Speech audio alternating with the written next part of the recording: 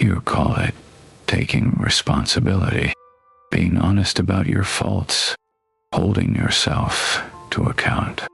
The Stoics prized all of that, but they watched it curdle in certain men into something else entirely. So notice, the next time you are punishing yourself for an old failure, two quiet things: who the punishment is actually for, and how, no matter how much you serve, it never quite ends. You remember Cassius, the man who kept a ledger of his failures, and who, after a lifetime, finally set the pen down for one night and left a debt unpaid. But setting the pen down is only the first step, because the ledger was only ever the record. The real thing was the sentence he had been serving all along. He had handed himself a sentence years ago for a real wrong, and he had served it faithfully every day since.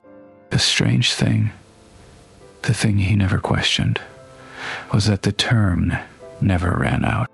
He kept serving, and the sentence kept renewing itself, as if some hidden clerk re-signed it each dawn. What Cassius wanted was not, on its face, an unworthy thing. He wanted to atone, to take what he had done seriously, to not let himself off lightly, to suffer in proportion to the harm. That instinct is older than any of us, and there is something decent buried in it. The trouble was never the wish to atone. It was where the wish had quietly gone. So he atoned and atoned. He worked harder than anyone and took less. He refused himself small pleasures and felt virtuous in the refusing. And whenever a quiet voice suggested that perhaps it was enough now, perhaps he had paid, a louder voice answered at once, "Not nearly enough. A man like you does not get to feel light, and here's the first crack in it." The harm he was punishing himself for was long done. The person was long past his reach. Nothing in his nightly suffering traveled backward to undo a single moment of it. His penance touched the past not at all. It only filled the present, his one remaining life, with a steady, useless ache. So ask the question Cassius never asked: who is the punishment actually for? Not for the one he harmed. They receive nothing from it. Not for the world, which is neither safer nor kinder for his sake. It served no one outside him, which meant it was serving something inside him. And that something was not justice. What it fed was a strange, cold comfort. As long as he was suffering, he did not have to face the harder thing, to simply live forward, imperfect, unpunished, carrying it. The lash, oddly, was easier than the mercy. Punishment gave the guilt a shape and a task. It let him feel he was doing something, when the truth was, he was only standing still and bleeding.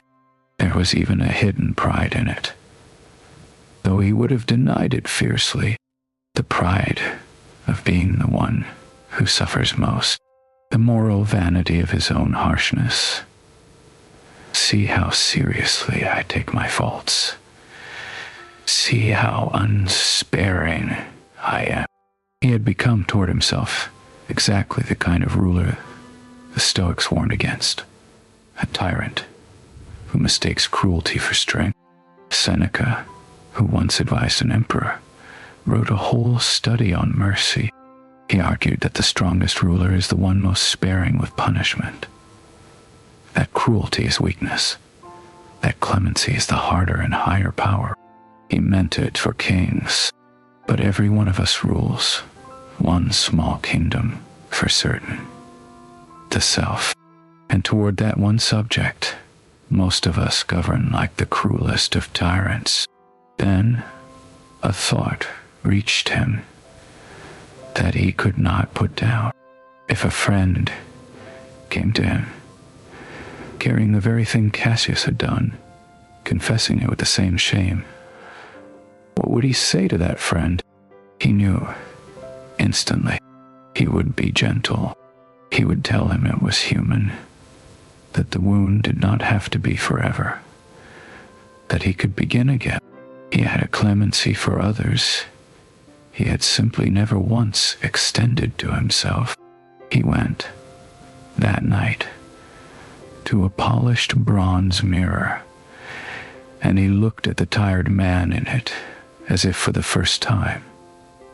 Not as the defendant he had been sentencing for years, but as a stranger who had come to him for judgment. And he saw a man who had already paid many times over for one old wrong. A man any fair judge would have released long ago. Here is the line that finally divides the two. Remorse changes how you act, and then it rests. It has done its work.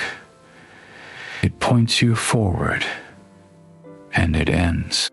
Self-punishment changes nothing, helps no one, and renews its own sentence every dawn, because feeding is its whole purpose.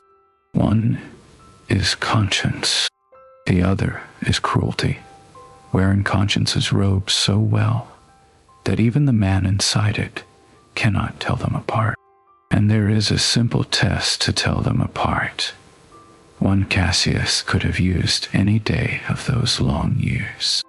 Does this suffering make me kinder, more careful, more able to do right tomorrow? Then it is remorse, and you may let it finish. Or does it only make me ache and prove how harshly I can treat myself and change nothing at all? Then it is cruelty, and you owe it nothing.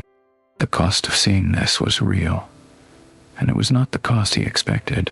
He had to give up the grim heroism of being the one who suffers most. He had to step down from the high, cold seat of his own severity and do something far less impressive. Simply not do the wrong again, and let that quieter labor be enough.